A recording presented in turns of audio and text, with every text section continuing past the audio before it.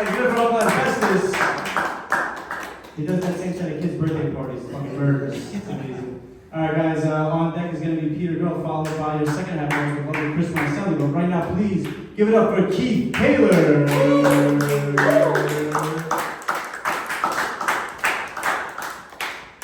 Give it up for your host, Terry O'Brien.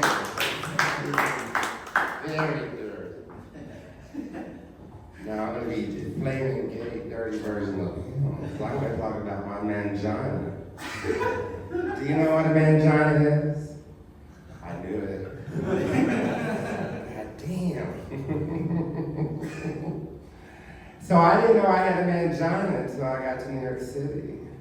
My first roommate, she was a transsexual. And I had a date that night. She was telling me, you're not going to douche. You're not going to clean out your mangina. I was like, what the fuck is douching and what is a mangina?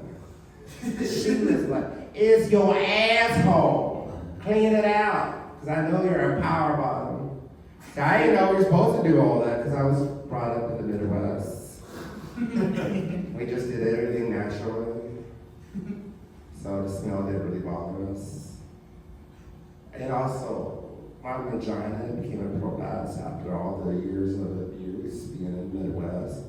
Because we didn't have the luxury of like these young little LGBTQWA dads today with their wet slide and, you know, all that mumbo jumbo. Back in my day, we had to use Crisco.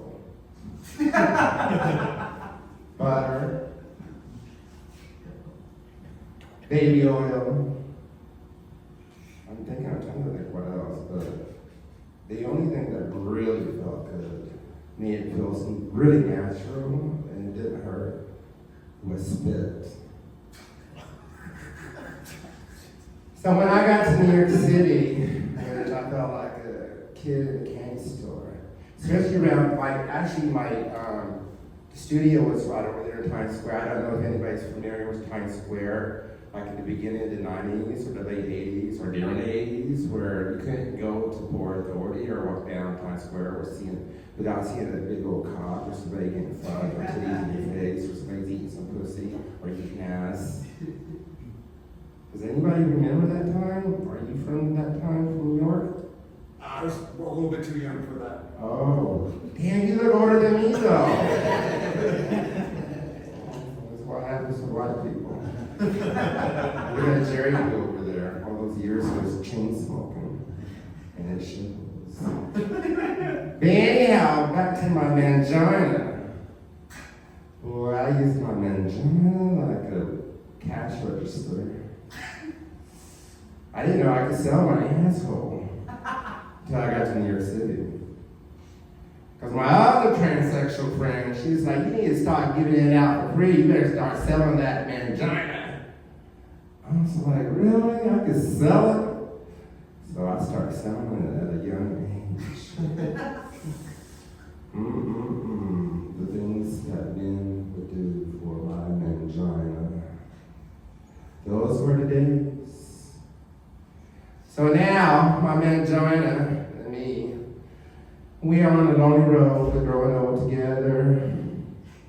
Since I used and abused my mangina, these days I have to put a butt plug up in my anal to keep it in so it doesn't dry. But anywho, I just want to try to get more X-rated than you in a gay version way, but you just fucked up my whole shit. I was like, all my thoughts are gone, all my dirty thoughts are gone. So this is normally how I start out of my set. I'm so old and loose. How old and loose are you? I'm so old and loose that when I go swimming, I can use my mangina as an intertube.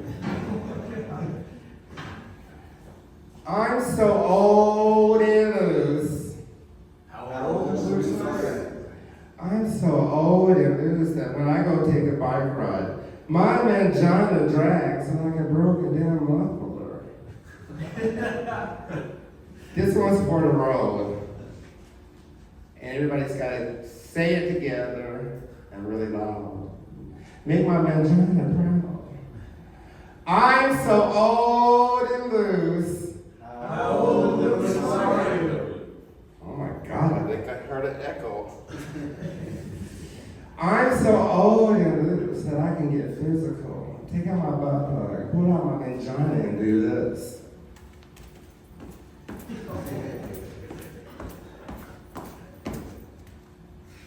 Thank you. Guys, give it up one more time for Keith Taylor. Believe it or not, Keith also does that set of kids' birthday parties. How did you know? All right, guys. On deck we have your wonderful.